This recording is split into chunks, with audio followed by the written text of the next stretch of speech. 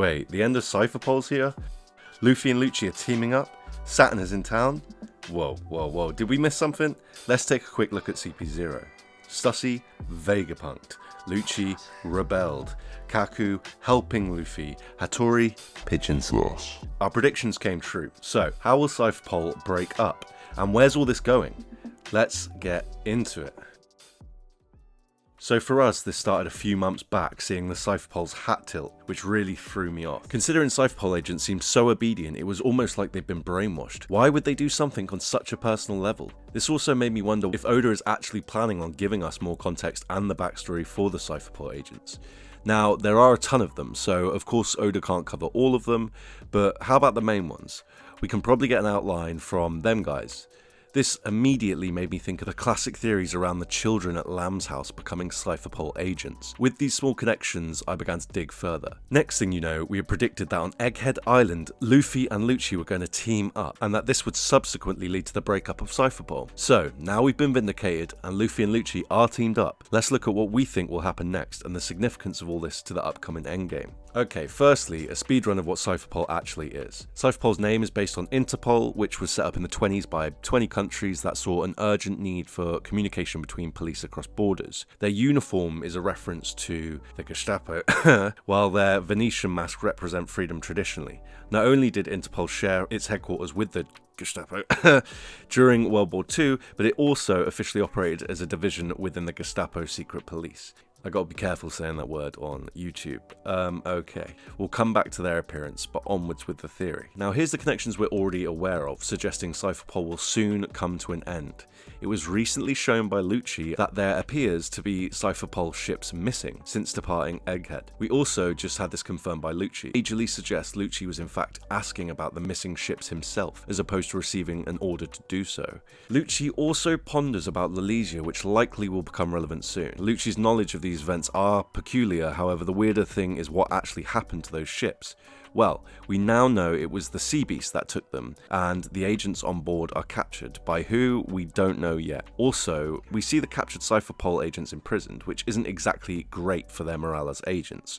Not only that, but we see them talking to Vegapunk, something that Gorosei would likely not tolerate. Furthermore, Lucci disobeys a direct order. Again, this is something we haven't seen much of on such a blatant scale whilst agents are serving under Cipher Pol, but there is no doubt Lucci actively does the opposite of what he was ordered, which is to not attack Luffy. Considering his earlier transgressions under the world government, there's no chance Lucci is going to be allowed back in CP0 after this. The same can probably be said for Stussy, who clearly has her own agenda. Do we really think if the Gorosei found out she'd knocked out Kaku and Lucci, she'd be allowed to stay? Well, if they did find out, which is an if, then as Edison mentioned, she'd have to go on the run for being Vegapunk's ally, as well as for the betrayal. This might be a reach, but there might be another Cipher Pol member connected to Vegapunk too. We recently saw Vegapunk's flowers during a couple cover stories, and by now I think we've all noticed he has a thing for arrows. Well, it just so happens Guernica wears this brooch, which is a flower with 3 arrows coming down. We have the face stitching too, which we now recognise is an indicator that people have had some sort of surgery or modification done, such as Weevil and Sentomaru. He also had a mask, which looks almost like a primitive version of Shaka's. We actually saw him without this mask also, so this is really bizarre stuff. As I say though, that I'm aware that's not much to go on, lol, so it is what it is. Anyway, this brings us up to date with 1076. Now we have Kaku, who agrees to team up with the enemy to take on Seraphim. Though we don't know who's controlling the Seraphim, there's no chance the world government is going to have Kaku just keep losing to the Straw Hats and then team up with them and then join CP0. It's just not going to happen. And if the world government are the ones controlling the Seraphim, then clearly Kaku is now being targeted by them anyway. To bring it full circle, we have the infamous hat tilt in Wano right before Kaido squished Guernica. Interestingly, a picture of Gear 5 Luffy was still sent to the Marines, suggesting he might not actually be as squished as we think. As I mentioned, the sign of affection is a surprise because the most we've seen these guys do together is drink tea. Anywho, you get the picture. So this little sign shows that these guys are pally. Not only this though, Guernica was ordered to complete a task that would almost certainly result in his demise. He even comments on the fact that it's an impossible task. So now adding these together, we can understand this means the agents do have some self-awareness that their lives can be sacrificed, almost disposably, which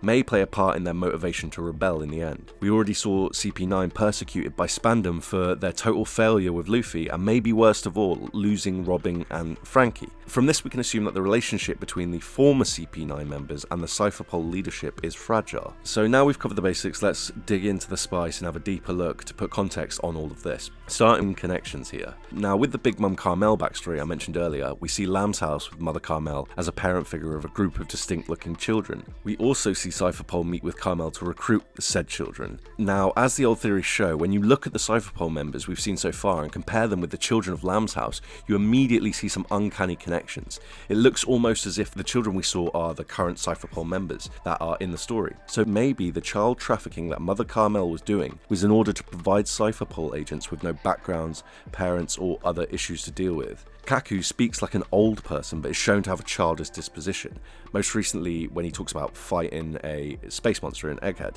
This is a strange contrast and I think it will tie in. Maybe Kaku was brought up by the Gorosei or someone like that, hence the old speech and loyalty to the Cipher Pol. Funnily enough, in real life, orphans have been recruited into agencies like this in the past, and are featured in classic spy characters such as James Bond. Big Mum was also a child at Lamb's house, who went on to be manipulated by Strausen and his agenda. This is ironic if the Cipher Pol agents originally do come from Lamb's house, as it parallels what happened to them. It's possible Carmel didn't want Big Mum becoming a Cipher Pol agent, as she was too powerful, which would increase the world government's threat enormously. We currently know Big Mum's alive from the torn up Vivra card on the page, so she's likely to come back in the story soon in my opinion, and this is when we get the rest of the exposition, I believe. I am aware, not everyone is aware that Puddin did that Vivra card thing, but there it is. Okay, so it's possible these children are then given powers, which is why we see so many Cipher Pol agents have zone abilities.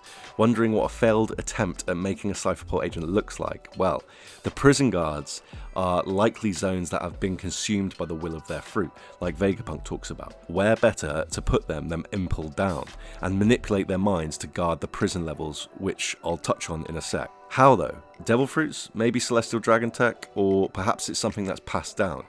The O'Hara flashback confirmed to us that relatives of Cipher Pol agents can also be in Cipher Pol, including fathers and uncles. We still don't know why this is the case, but it's certainly interesting and suggests there may be a system in place for selecting Cipher Pol agents that involves lineage or family or something like that. We know that's big in the One Piece world. Narratively though, I think we're going to see different stages of control over the zone powers that were given to them, with Kaku having a particularly strong awakening and Hattori actually being a zone user that's an even bigger threat than the others. Morgan's is a zone that we are yet to see in human form, and he also wears human clothes signifying the human side of him, which does remind me of Hattori.